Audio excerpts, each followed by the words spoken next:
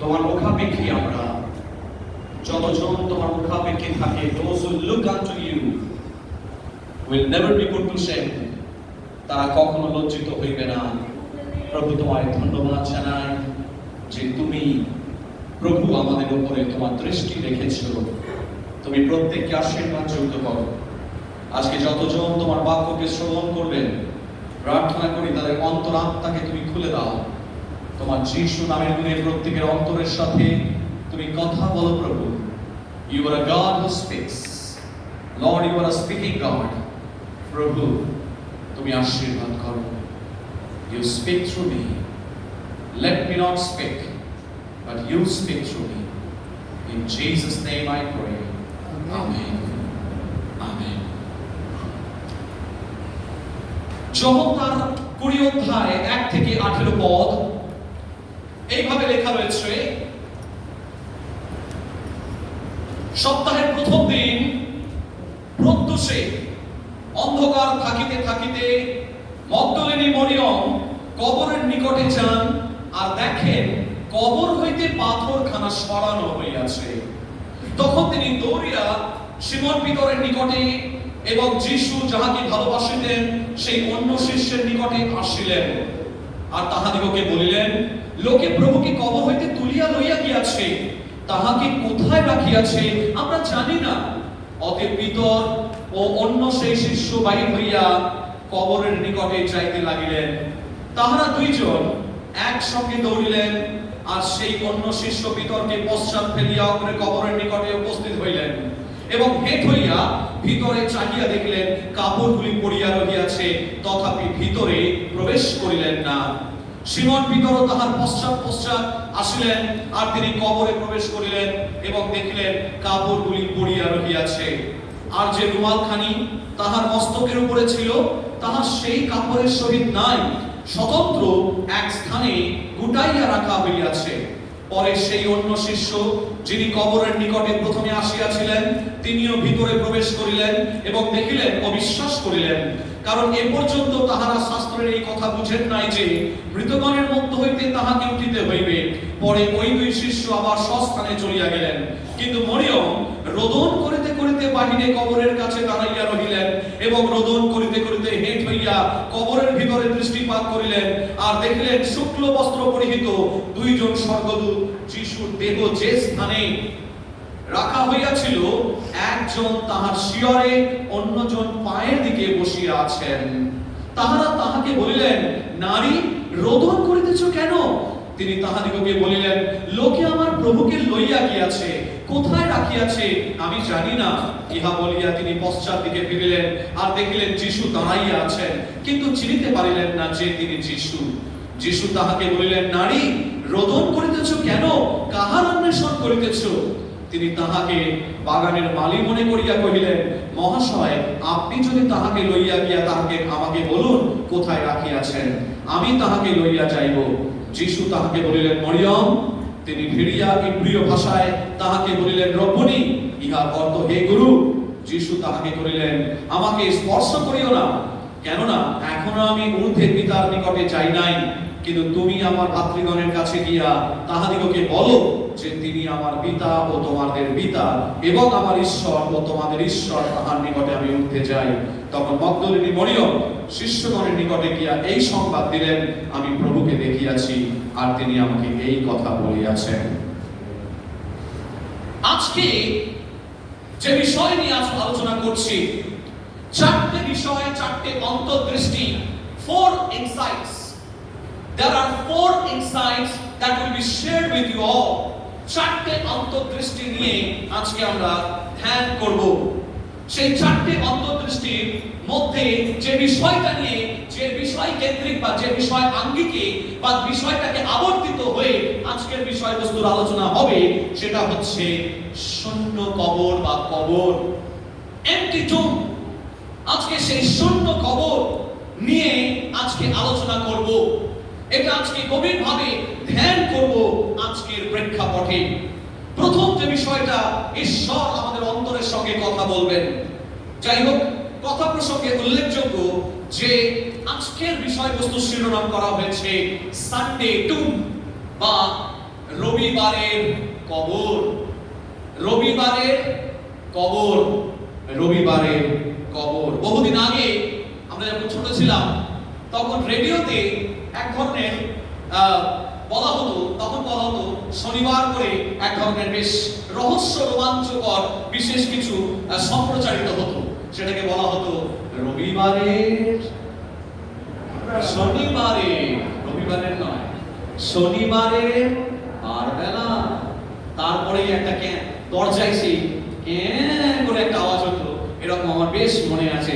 তা আজকে রবিবারের বারবেলা নয়, আজকে রবিবারের কবর।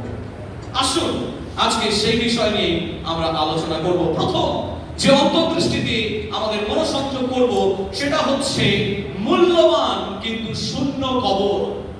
মূল্যবান কিন্তু শূন্য কবর। যারা নোট নিচ্ছেন নোট নিয়ে নিতে পারেন। কস্টলি বাট এমটি টুম।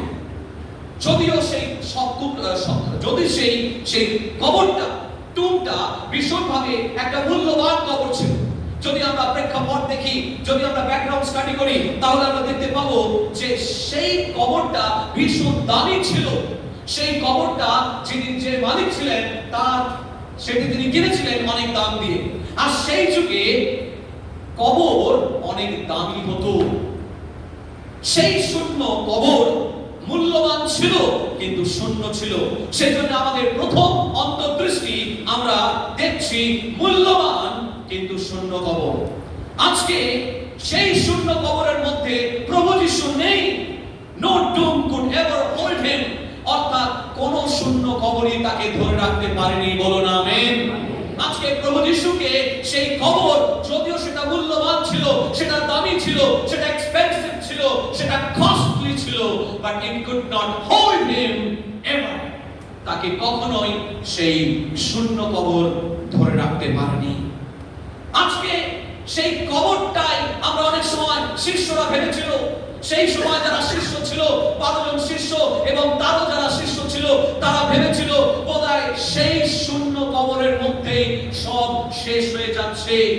যখনই যিশুকে কবর দেওয়া হচ্ছে, যিশুকে কবর দেওয়ার সঙ্গে সঙ্গে বোধহয় সব শেষ, এভরিথিং ইজ ফিনিশড।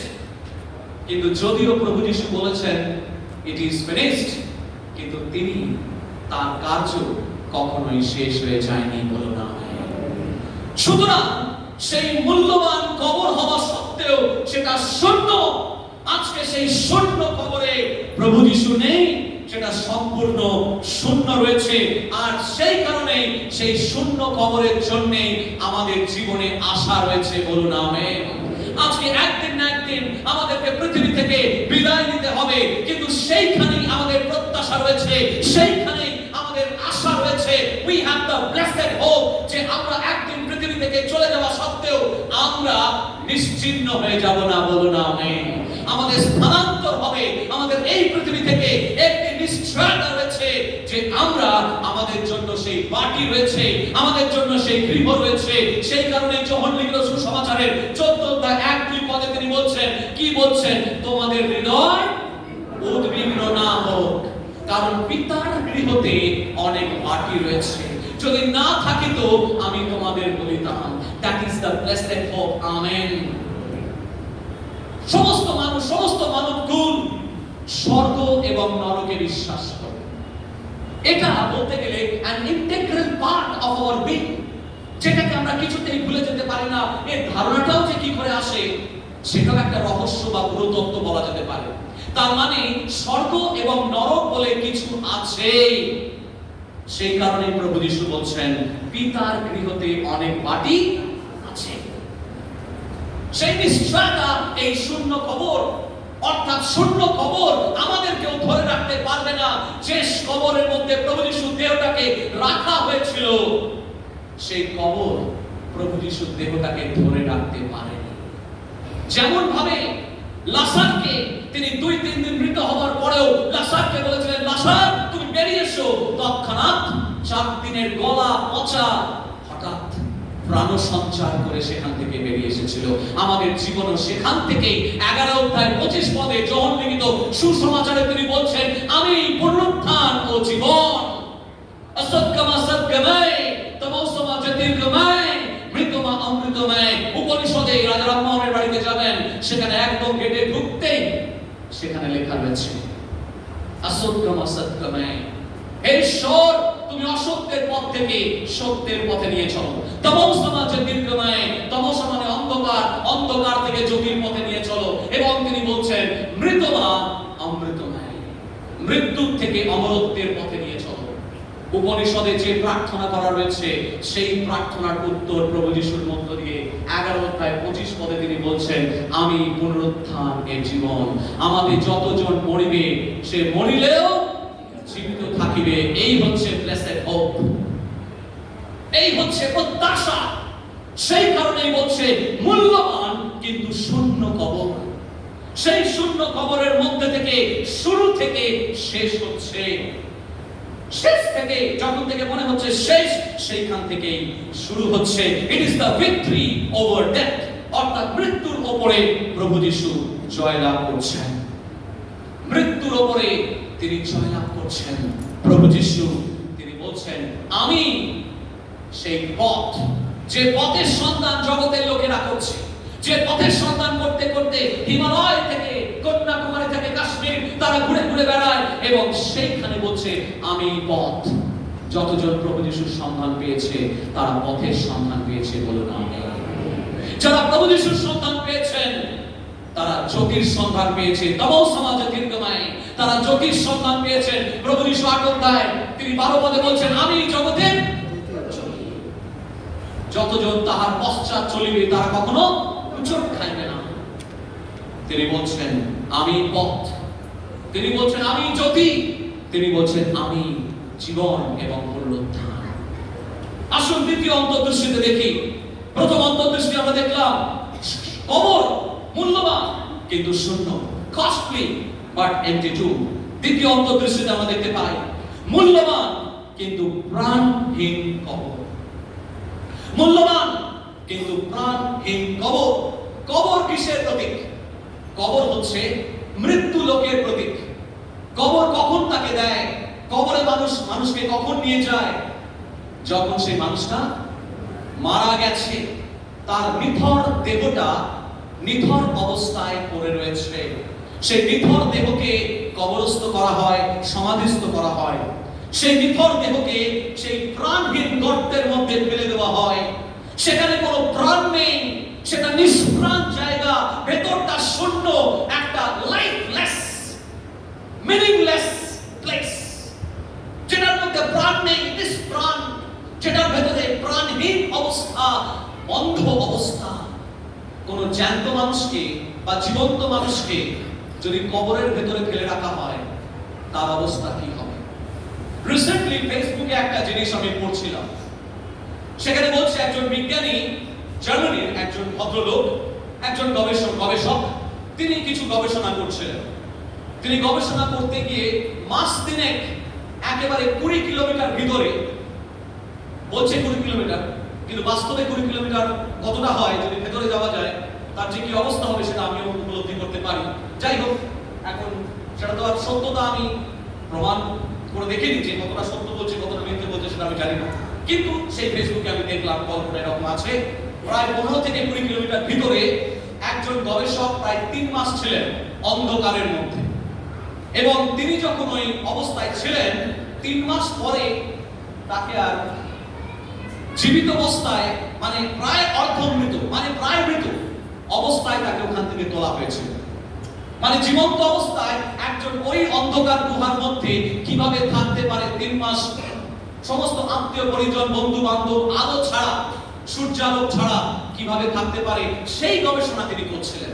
এবং সেই করতে গিয়ে তিনি 3 মাস ওই গর্তের ভিতরে ছিলেন, এবং যখন তাকে তোলা হয় প্রায় অর্ধমৃত অবস্থায় তোলা হয়, মানে প্রায় মৃত, মারা যাচ্ছিলেন, আর কিছুদিন থাকলে হয়তো মারাই যেতেন। তার মানে কোন জ্যান্ত মানুষ, কোন জীবিত মানুষ কখনোই ওই গর্তের মধ্যে, কবরের মধ্যে থাকতে পারে না। এমন একটি লাইফলেস জায়গা। সেই গর্তের মধ্যে আজকে প্রভু বলছেন যে আমাদেরকে সেই গর্তের মধ্যে আমরা থাকতে পারি না, একটি নিষ্প্রাণ জায়গায় আমরা থাকতে পারি না। সেই গর্ত, সেই কবর হচ্ছে নিষ্প্রাণ জায়গা। আজকে আজকে আপনাকে এবং আমাকে সেই গর্তের ভিতর থেকে বেরিয়ে আসতে হবে। যদি আপনার পুরাতন স্বভাবের সেই গর্তের মধ্যে বেশি দিন থাকেন, তাহলে আপনি কখনোই সেখানে জীবিত অবস্থায় থাকতে পারবেন না। বলুন আমেন। আপনাকে এবং আমাকে পুরাতন স্বভাবের থেকে বেরিয়ে আসতে হবে। আজকে যারা 6 জন জলে বাপ্তিস্ম গ্রহণ করেছেন, তারা সাক্ষ্য দিচ্ছিলেন যে আমি যখন জলের উপর থেকে উঠেছি, আমার এই ফিলিংস হচ্ছিল, আমার এই অনুভূতি হচ্ছিল যে প্রভু আমাকে নবজন্ম দিয়েছেন, নতুন আমাকে জীবন দিয়েছেন। অর্থাৎ আপনি বেশি দিন, অনেক সময় দেখবেন জলের তলায় আপনি নিঃশ্বাস বন্ধ করে বেশিক্ষণ থাকতে পারছিলেন না। দুই একজন দেখছিলাম বেশ কষ্ট হচ্ছে, নিঃশ্বাস বন্ধ করে বেশিক্ষণ থাকতে কষ্ট হচ্ছে। তার মানে কবরের মধ্যে নিষ্প্রাণ জায়গায় আপনি বেশিক্ষণ থাকলে আপনি সেখানে বাঁচতে পারবেন না, দম বন্ধ হয়ে মারা যেতে পারেন। আজকে বলছে যদি সেই অভ্যাস, যদি সেই সমস্ত বিষয় যেগুলো আমাকে দম বন্ধ করে ফেলতে পারে, আমার জীবনটাকে নষ্ট করে ফেলতে পারে, সেই কবরের ভেতর থেকে যদি আমি বেরিয়ে না আসি, তাহলে আমি দম বন্ধ হয়ে মারা যেতে পারি। প্রভু যিশু লাসারকে বলেছিলেন, লাসার তুমি বেরিয়ে এসো। তৎক্ষণাৎ লাসার বেরিয়ে এসেছিল। আজকে ঈশ্বর আপনার নাম ধরে ডাকছেন এবং আপনাকে বলছেন তুমি বেরিয়ে এসো তোমার পুরাতন মনুষ্য থেকে, তুমি বেরিয়ে এসো। আজকে পুনরুত্থানের দিন, আজকে তুমি কবরের মধ্যে থাকতে পারবে না। যদিও সেই কবরটি এক্সপেন্সিভ, যদিও সেই কবরটি কস্টলি, তবুও এটি নিষ্প্রাণ অবস্থায় রয়েছে, লাইফলেস অবস্থায় রয়েছে, মিনিংলেস অবস্থায় রয়েছে। খ্রিস্টবিহীন জীবন মিনিংলেস, খ্রিস্টবিহীন জীবন অর্থহীন, খ্রিস্টবিহীন জীবন মিনিংলেস। তাই আজকে আমাদেরকে সেই মিনিংলেস লাইফের মধ্যে থেকে বেরিয়ে আসতে হবে।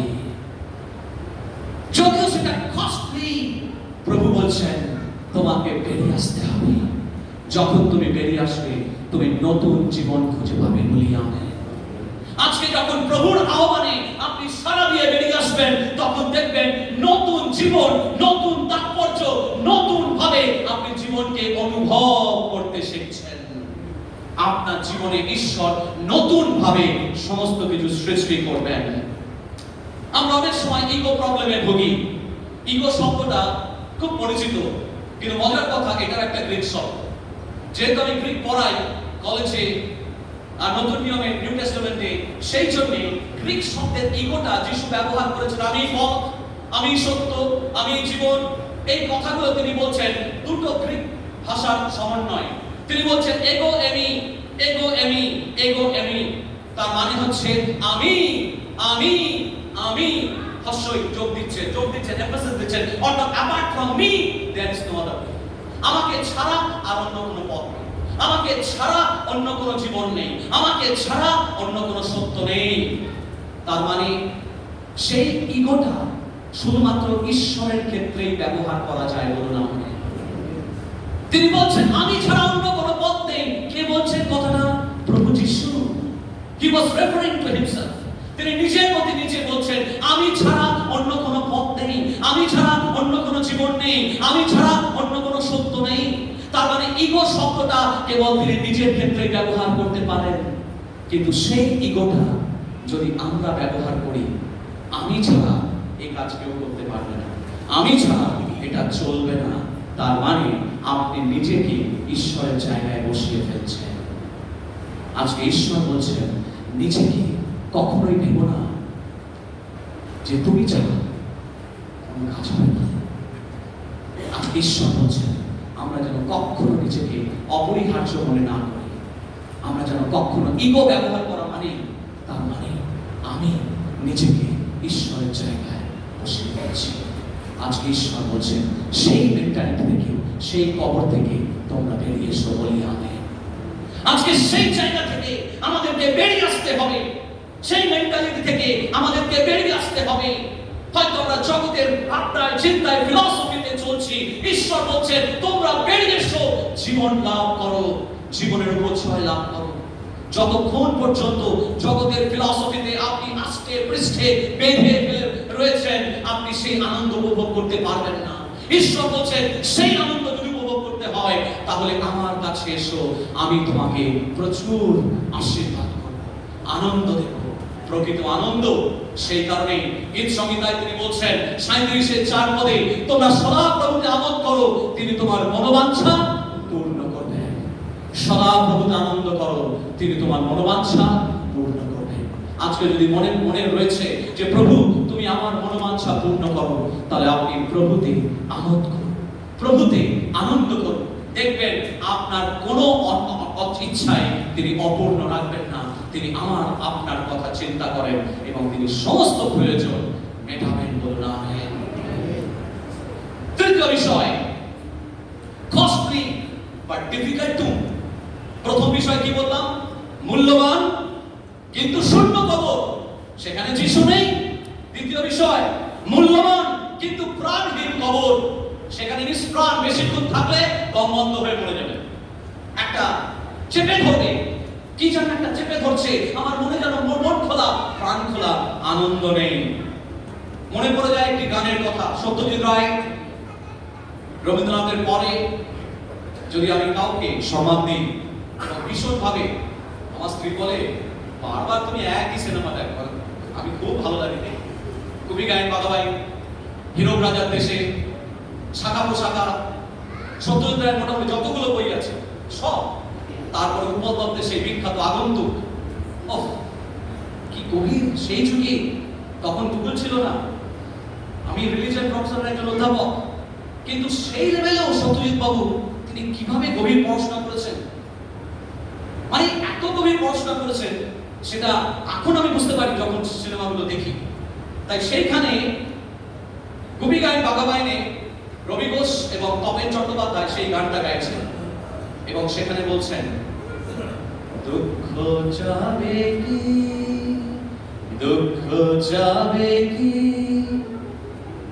দুঃখ কিসে হয়, দুঃখ কিসে যায়?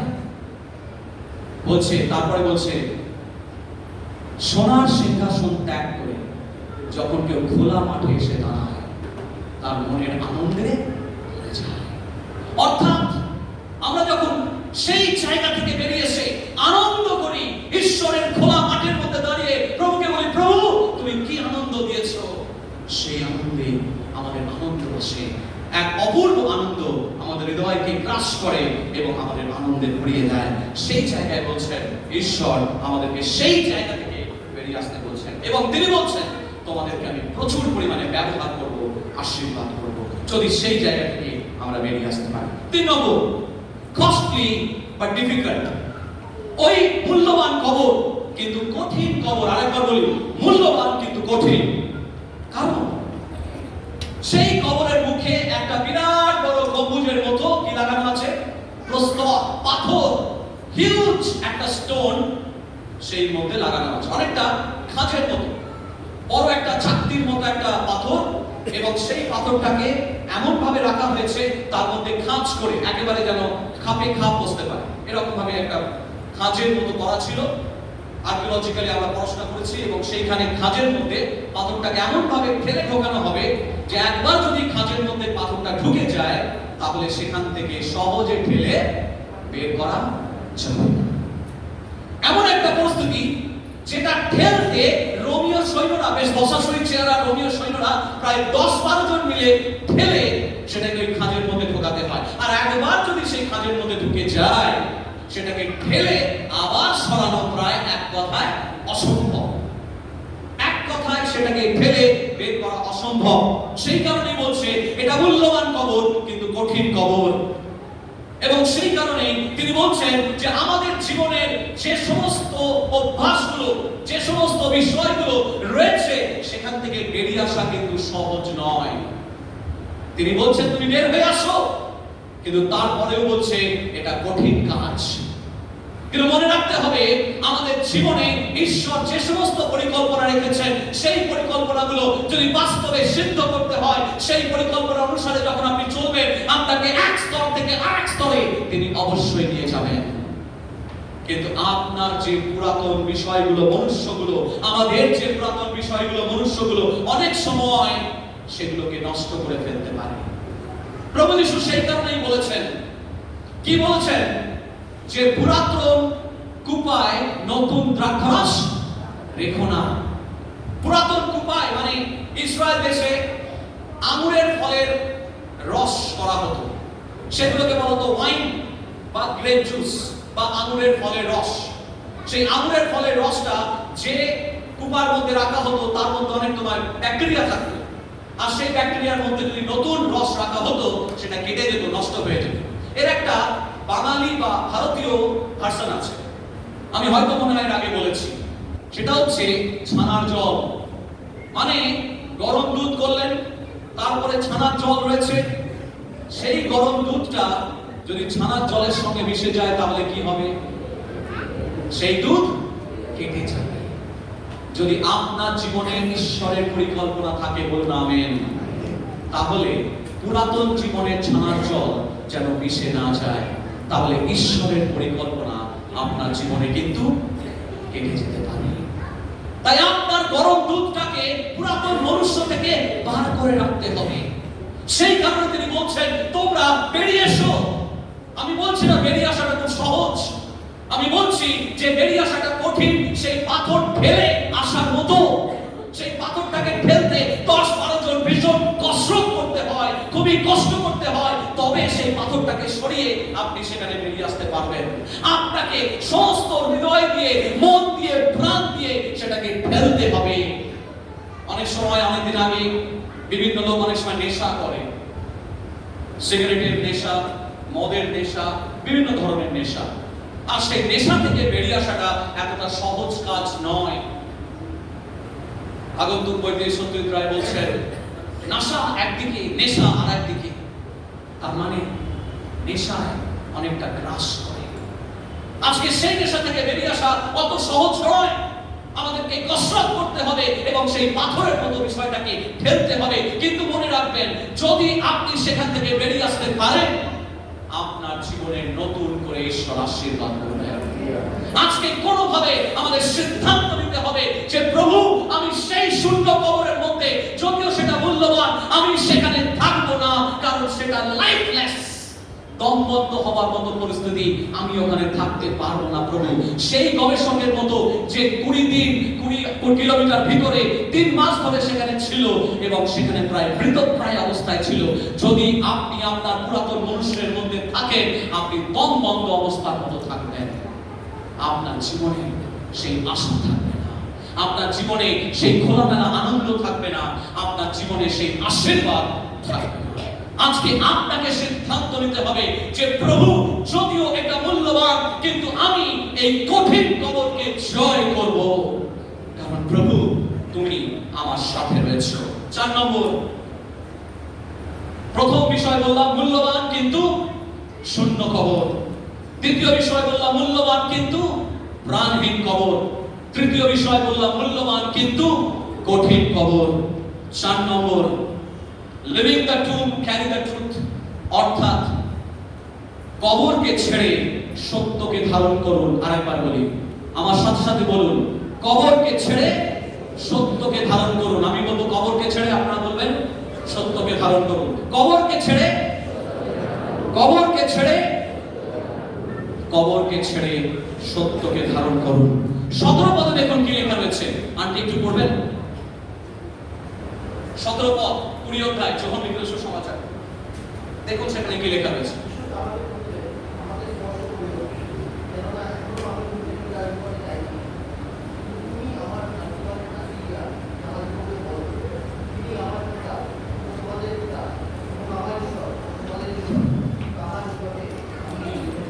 আমেন। এখানে বলছে এমন ভাবে জিনিসটা লেখা হয়েছে যেন মনে হতে পারে যে একটা সূচি অসুচি ব্যাপার, মানে পিতার কাছে আমি এখনো যাইনি, এরকম মনে হবে। মানে ট্রান্সলেশনটা এমন ভাবে করা হয়েছে যে আমি পিতার কাছে এখনো যাইনি, আমাকে ছুঁয়ো না। এবং ভারতীয় কনটেক্সটে এটা আরো বেশি চিন্তার মধ্যে খেলে যায় যে আমাকে ছুঁয়ে না। এই ছোঁয়ার ব্যাপারটা ভারতীয় প্রেক্ষাপটে খুব বেশি আছে, সেই কারণে অনেকে এভাবে ইন্টারপ্রেট করে যায়, কিন্তু ব্যাপারটা সেই রকম ভাবে নয়। গ্রিক ভাষায় যদি আমরা বাইবেলটাকে পড়ি তাহলে দেখবো সেখানে লেখা রয়েছে প্রভু যিশু বলছেন, আমি এখনো পর্যন্ত প্রভুর কাছে যাইনি, যেতে দেরি আছে। আমরা জানি প্রভু যিশু কবে গেছিলেন, কতদিন ছিলেন সেখানে শিষ্যদের সাথে? 40 দিন। এই ঘটনার পরেও 40 দিন তার শিষ্যদের সাথে ছিলেন। প্রায় 500 জনের উপরে তিনি দেখা সাক্ষাৎ করেছেন, আমরা সকলেই জানি। তাহলে প্রভু যিশু তিনি বলছেন, এখনো আমি পিতার কাছে যেতে বহু দেরি, তাই তুমি আমাকে দেখেছো এটা ঠিক কথা, কিন্তু দৌড়ে গিয়ে তুমি আমার শিষ্যদেরকে জানাও, সেই সমস্ত মানুষদেরকে জানাও যারা এখনো জানেনি, যারা হয়তো ভাবছে আমি মরে গেছি, যারা হয়তো ভাবছে যিশু মরে গেছে, যারা হয়তো ভাবছে যিশু কবরে আছে, যারা হয়তো ভাবছে যিশু কবরের মধ্যে বন্দী হয়ে আছে, যিশুর দেহটা কবরের মধ্যে বন্দী হয়ে আছে। আজকে যিশু তাই মগদলিনী মরিয়মকে বলছেন, তুমি আমার কাছে এখানে থেমে থেকো না, তুমি এখানে বসে থেকো না, তুমি যাও, মানুষের কাছে গিয়ে যাও, এই সুসমাচার বলো যে যিশু জীবন্ত হয়ে উঠেছে, যিশু জীবিত হয়ে উঠেছে, যিশু মৃত্যুঞ্জয়ী, যিশু জীবনকে তিনি মৃত্যুকে জয় করে মৃত্যুঞ্জয়ী ঈশ্বর হয়ে উঠেছে, সেই সুসমাচার মানুষকে তুমি দাও। আজকে ঈশ্বর তিনি বলছেন মানুষকে তুমি দাও সেই সুসমাচার।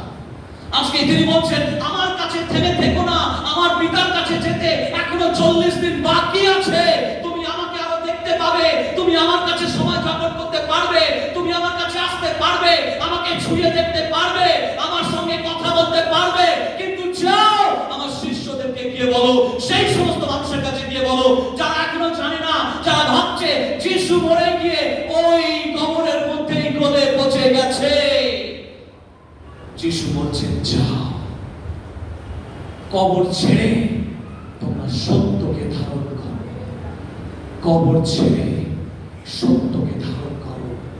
আজকে বেথেল মণ্ডলীর প্রত্যেকটি শিষ্য শিষ্যাকে মেম্বার নয়, যিশু মেম্বার তৈরি করতে আসেননি, শিষ্য এবং শিষ্যা তৈরি করতে এসেছেন। স্বর্গরাজ্যে যদি যেতে হয় আপনি নিজেকে ভাববেন আমি শিষ্য, আমি শিষ্য। প্রাথমিক অবস্থা আমিও পালক নই, আমি একজন শিষ্য, নিজেকে ভাবি, আমি প্রাথমিকভাবে পালক ভাবি না। আজকে প্রিয় ভাই বোন, যদি আমরা নিজেদেরকে শিষ্য শিষ্যা ভাবি তাহলে বলবো প্রভু আমি কবর নয়, আমি মানুষের কাছে গিয়ে সাক্ষ্য দেব যে প্রভু জীবন্ত হয়ে উঠেছেন, প্রভু তিনি জীবিত, তিনি 3 দিন পর মৃতগণের মধ্য থেকে জীবিত হয়ে উঠেছেন, আমি সেই সুসমাচার মানুষের কাছে দেব, তবেই আপনার ইস্টার পালন করা সার্থক হবে, বলেন আমেন। আজকে যতজনকে আপনি পারেন আপনি জানাবেন, ফোন করে হলে জানাবেন, মানুষকে সুসমাচার দেবেন, যার সঙ্গে দেখা হয় তাকে বলবেন প্রভু যিশু তিনি জীবন্ত হয়ে উঠেছেন, তিনি জীবিত ঈশ্বর, তিনি মৃতগণের মধ্যে নয়। আর সেই কারণে আমরা কোন যিশুর ফটোতে মালা চড়াই না, এই একটাই কারণে যে প্রভু তিনি জীবিত। জীবিত আছে সদাই, আমার প্রভু জীবিত আছে সদাই, জীবিত আছে সদাই, আমার প্রভু জীবিত। গাও হালেলুয়া, গাও হালেলুয়া, আমার যিশু জীবিত আছে সদাই, গাও হালেলুয়া, গাও হালেলুয়া, আমার যিশু জীবিত। আজকে এই 4টি অন্তর্দৃষ্টি নিয়ে আমরা এখান থেকে ফিরবো এবং প্রভুকে বলবো প্রভু কস্টলি বাট এমপ্টি টুম, অর্থাৎ মূল্যবান কিন্তু আজকের কবর শূন্য। কস্টলি বাট লাইফলেস টুম, মূল্যবান কিন্তু প্রাণহীন কবর। 3 নম্বর অন্তর্দৃষ্টি কস্টলি বাট ডিফিকাল্ট টুম, মূল্যবান কিন্তু কঠিন কবর। এবং 4 number living the tomb carry the truth, অর্থাৎ কবর ছেড়ে আপনি সত্যকে ধারণ করছেন। আসুন আমরা নিজেদের হৃদয়ের সঙ্গে কথা বলি। এই সময় কয়ার একটি গান গাইবে, আর যখন কয়ার একটি গান গায় তখন আমরা চোখ প্রভুর দিকে তাকাই, প্রভুকে বলি প্রভু তুমি আমার সঙ্গে কথা বলো, প্রভু আজকে তুমি বলতে দাও যে প্রভু আমি আমার পুরাতন মনুষ্যের কবর থেকে বেরিয়ে আসতে চাই, আমি তোমাতে জীবন ধারণ করতে চাই। এবং যতজন যারা তোমাতে নির্ভর করবে, যতজন তোমার আহ্বানে শেষ লাসারের মতো কবর থেকে বেরিয়ে আসবে, তারা জীবন্ত হয়ে উঠবে।